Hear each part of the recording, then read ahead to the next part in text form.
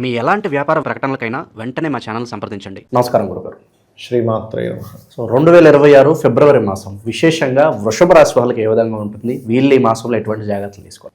వృషభం వారికి కనుక చూసుకున్నట్లయితే 2026 ఫిబ్రవరి మాసంలో ఫస్ట్ ఆఫ్ ఆల్ అసలు వీళ్ళకి గ్రహస్థితులు కొంతవరకు బాగానే ఉన్నాయి. ఎందుకంటే 11th హౌస్ సాటర్న్ మంచిదండి ఎప్పుడు కూడా. అంటే మనము పూర్వజన్మల్లో చేసుకున్నటువంటి కర్మ ఫలితము అంటారు, 11th హౌస్లో ఉంటుంది. అక్కడ పాపగ్రహాలు, పాప ఫలితాలు ఇచ్చే గ్రహాలు ఏమున్నా మంచి ఫలితాలు ఇస్తాయి, స్ట్రెంగ్తన్ అవుతాయి అన్నమాట అవి. సో లాభస్థానంలో అన్ని గ్రహాలకి మంచిదే, శుక్రుడికి తప్ప. సో శని మంచివాడే. జూపిటర్ 2లో ఉన్నాడు, కానీ ఆయన రెండు రకాల ఫలితాలు ఇచ్చే దాంట్లో ఉన్నాడు జూపిటర్. 10th హౌస్ రాహు మంచిదే.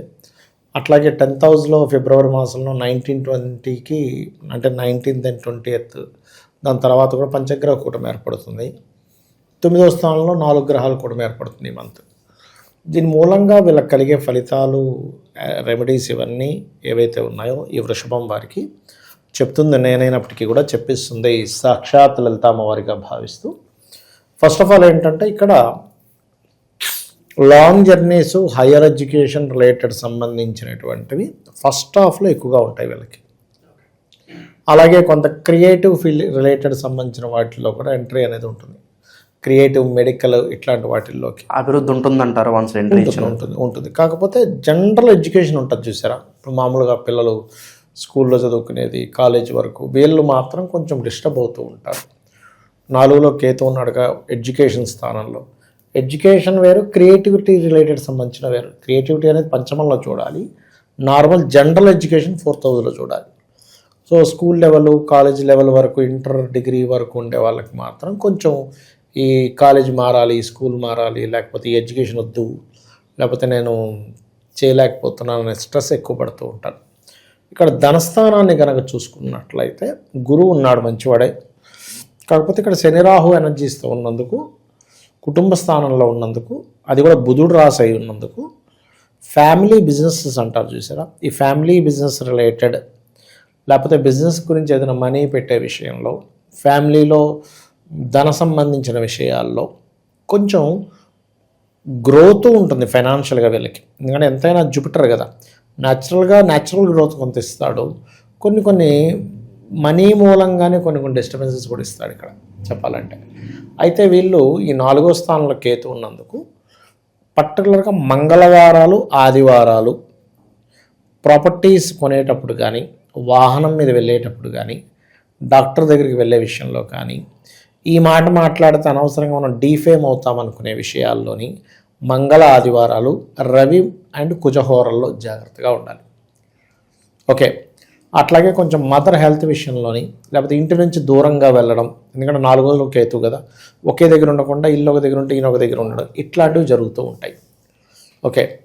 అయితే ఇక్కడ బ్యాంక్స్ నుంచి వచ్చేటువంటి లోన్స్కి మొదటి 20 రోజులు చాలా బలం ఎక్కువ ఉంటుంది వీళ్ళకి. అంటే బ్యాంకింగ్ రిలేటెడ్ సంబంధించిన ఓడీస్ అని, క్రెడిట్స్ అని, ఇట్లాంటివి సంపాదించుకోవడం చాలా అనుకూలంగా ఉంటుంది వీళ్ళకి చెప్పాలంటే.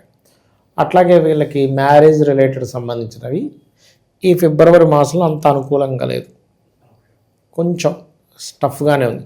మళ్ళీ సెకండ్ మ్యారేజ్ వాళ్ళకి బాగుంది, ఎందుకంటే శుక్రుడు 9లో ఉన్నాడు. మనకి సప్తమాధిపతితో శుక్రుడు ఉన్నప్పటికీ లగ్నాధిపతి, సప్తమాధిపతి ఉన్నప్పుడు ఏమవుతుందంటే సర్వసాధారణంగా పంచమాధిపతి కూడా ఉన్నందుకు కొన్ని ఇష్టపడిన వారిని వివాహం చేసుకోవాలనే దీంట్లో కొంచెం తండ్రి సపోర్ట్ కోసం వీళ్ళు కొంచెం ఇదవ్వడము, అందులో పర్టికులర్గా ఫస్ట్ మ్యారేజ్ ఏదైనా డిస్టర్బ్ అయితే సెకండ్ మ్యారేజ్కి వెళ్ళడము, ఇలాంటి వాడికి చాలా అనుకూలంగా ఉంది చెప్పాలంటే. అలాగే వీళ్ళకి జాబ్ విషయంలో కూడా మొదటి 18 రోజులు అంటే ఫిబ్రవరి మాసంలో ఫస్ట్ 18 days తర్వాత నుంచి జాబ్ విషయంలో బాగుంటుంది. ఫస్ట్ 18 days అంతా కూడా జాబ్ మారడాలు, దూర ప్రాంతాలకు వెళ్తే జాబ్ అవకాశం రావడము, ఈ జాబులు ఇవన్నీ కాదులే అని మన వ్యాపారం చేయాలనిపించడం ఫస్ట్ 18 days అట్లా జరుగుతూ ఉంటుంది. 18 days తర్వాత ఏదైతే ఉందో అక్కడంతా కూడా మళ్ళీ మీకు కంప్లీట్గా ఒక 1 month వరకు, అంటే ఫిబ్రవరి 18th నుంచి కంప్లీట్గా 1 month వరకు అక్కడ కెరియర్ గ్రోత్ అదే ఉంటుంది. అందులో మరలా సాఫ్ట్వేర్ రంగాల వారికి, మెడికల్ రంగాలు, డయాగ్నోటిక్ సెంటర్స్, రీసెర్చ్ రిలేటెడ్ అంటే రీసెర్చ్ రిలేటెడ్గా ఉండే కొన్ని జాబ్స్ ఉంటాయి, అటువంటి వాటికి చాలా చాలా బాగుంది చెప్పాలంటే.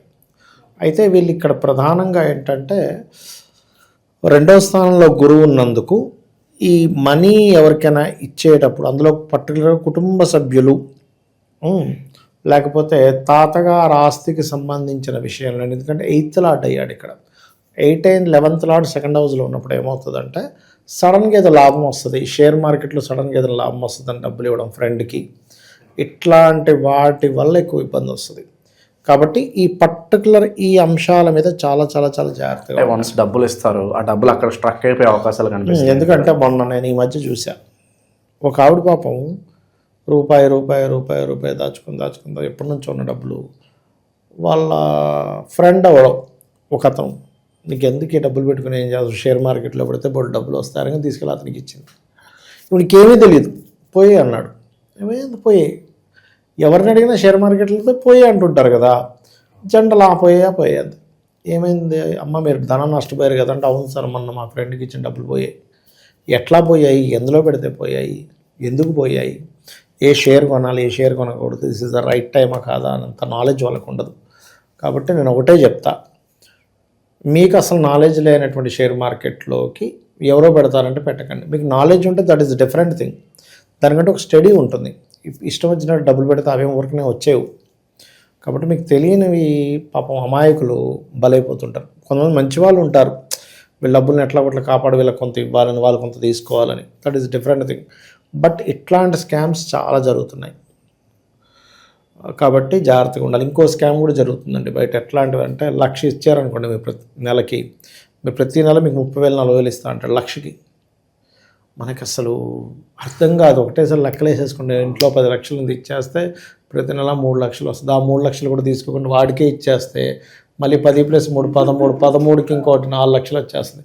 అది కూడా తీసుకోండి మళ్ళీ వాడికి ఇచ్చేస్తే ఏంటంటే లెక్కలు వేసేసుకొని అసలు ఒక నెలకు ఒక 50 లక్షలు వచ్చేసేలాగా అంత మైండ్ పెట్టేసి డబ్బులు తీసుకెళ్ళాలని ఇచ్చేసిన వాళ్ళని చాలామంది చూశానండి. ఆడటి నుంచి అటు జంప్ అయిపోతాడు. అట్లా ఇవన్నీ ఎప్పుడు జరుగుతాయంటే, ఇది ఎందుకు చెప్తున్నా అంటే నేను మీకు, ఇవన్నీ ఎప్పుడు జరుగుతాయంటే మాయాకారకుడు అంటారు ఆస్ట్రాలజీలో. మాయాకారకుడు కనుక ధన గ్రహాన్ని ప్రభావితం చేసినప్పుడు మనం ఒక మాయలోకి వెళ్ళిపోతాం, ఊహల్లోకి వెళ్ళిపోతాం, ఇమాజినేషన్స్లోకి వెళ్ళిపోతాం. అసలు ఇప్పుడు నేను ఏదో సినిమా తీస్తున్నా, ఇది అసలు రాజమౌళి సినిమా లాగా 600 కోట్లు చేసేస్తుంది, 1000 కోట్లు చేసేస్తుంది, ఇంకేంటి నాకని మొత్తం అమ్మేసి పెట్టేస్తాడు. అంటే అంత ఊహల్లోకి తీసుకెళ్ళిపోతాడు. సో ఈ మాయాకారకుడు ఎప్పుడైనా ధనస్థానాన్ని ఆక్యుపై చేసినప్పుడు, ఎందుకు మాయాకారకుడు అంటున్నాడు అంటే రాహు చేత చూడబడుతున్నాడు. ధనంలో ఉండే గ్రహం అంటే ధనస్థానంలో ఉండే గ్రహం. రాహు ఈజ్ మాయ, ఊహ, ఇమాజినేషన్స్. అందుకే సినిమా ఫీల్డ్ వాళ్ళందరికీ చూడండి, ఎవరికైనా వాళ్ళ నెంబర్ 4లో ఉండడం కానీ, టోటల్ చేస్తే 4 అవ్వడం కానీ, రాహు గ్రహం నడవడం కానీ, ఎందుకంటే వాళ్ళు ఛాయ, రాహు అంటే ఛాయ అనమాట. ఛాయా సంబంధించిన ఫీల్డ్ కదా అదంతా కూడా, షాడో కదా, డైరెక్ట్ కనబడే బొమ్మ వేరు, ఒరిజినల్ వేరు. అది అట్లా ఇది చేస్తూ ఉంటారు. ఓకే, శత్రువుల పరిస్థితి ఏంటంటారు గురుగారు?